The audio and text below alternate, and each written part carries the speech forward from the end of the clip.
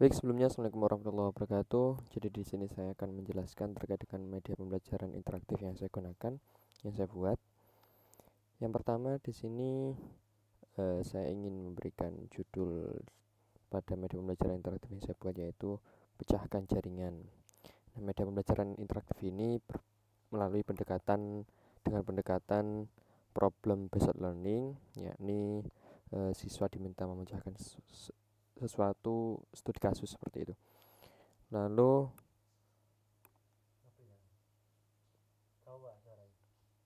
Lalu mungkin langsung saja pada penjelasan media pembelajaran interaktifnya.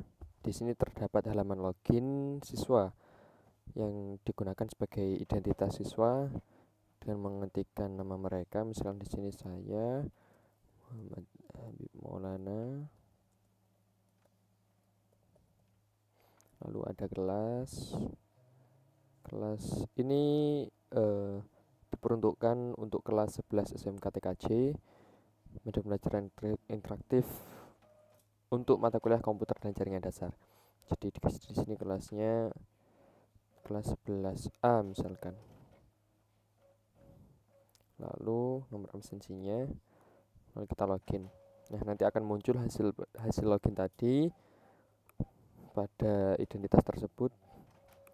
Ini di bagian beranda terdapat deskripsi singkat mengenai media ini, yakni media ini dirancang dengan pendekatan problem based learning dengan tujuan untuk membantu siswa memahami materi komputer dan jaringan melalui studi kasus nyata, materi terstruktur, dan kuis interaktif.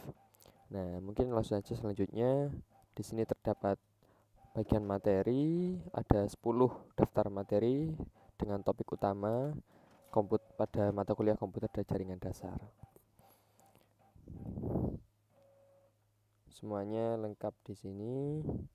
Lalu pada bagian kuis, siswa nanti diminta untuk menyelesaikan kuis. Setelah mendapatkan materi,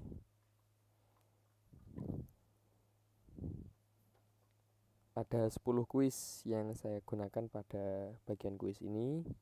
Ini saya coba untuk menjawab asal.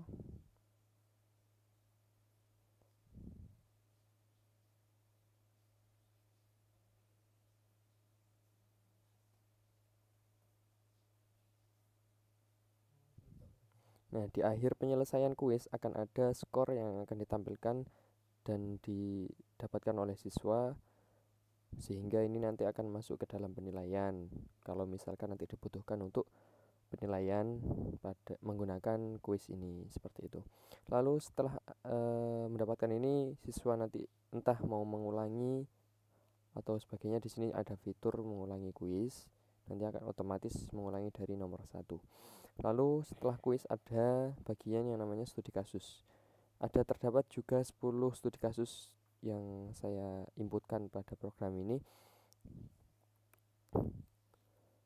Ada studi kasus yang pertama mengenai dari topik yang pertama tadi, pengenalan komputer dan jaringan. Tentu topik yang di sini yang diambil sesuai dengan realita yang terjadi di dunia nyata, seperti itu. Lalu pada topik yang kedua ada arsitektur komputer dengan studi kasusnya, seperti siswa mengeluhkan lambatnya proses saat menjalankan program desain grafis. Setelah ditelusuri, spesifikasi komputer mereka ternyata menggunakan RAM hanya 2 GB dan prosesornya masih generasi yang lama, bukan generasi terbaru. Komponen apa saja yang perlu ditingkatkan agar performa komputer meningkat secara signifikan? Jelaskan interaksi antar komponen utama. Jadi di sini sudah sangat jelas bahwasanya terdapat studi kasus dan pertanyaan dari studi kasus yang ditampilkan. Dan juga ilustrasi mendukungnya dari teman-teman nanti pasti bisa langsung men-searching terkait dengan ilustrasi pendukung ini, diagram arsitektur komputer, CPU, RAM, storage 1/0. Ini sampai studi kasus 10. Sesuai dengan tema yang sesuai dengan materi yang ditampilkan, yang diangkat.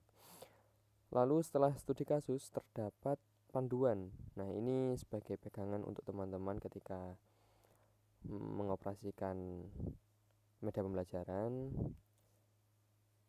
mengapa ada beranda, mengapa materi juga desain interaktif dan animasinya, kuis, studi kasus, panduan tentang, lalu ada tips-tips dalam penggunaan media pembelajarannya, lalu intinya ini mendeskripsikan terkait dengan bagian-bagian yang ada pada media pembelajaran.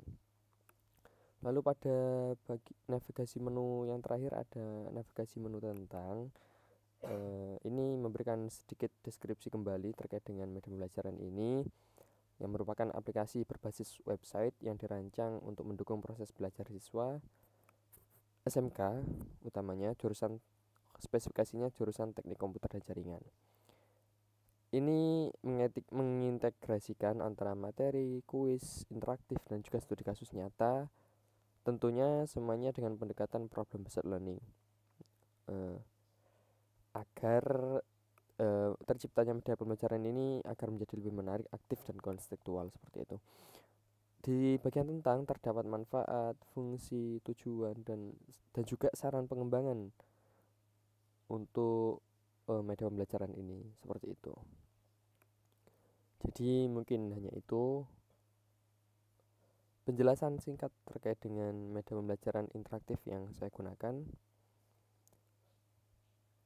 Saya rasa ini sangat sesuai dengan media pembelajaran interaktif dan untuk mata kuliah komputer dan jaringan dasar, dan dengan pendekatan problem based learning yang menyantumkan studi kasus dan penyelesaiannya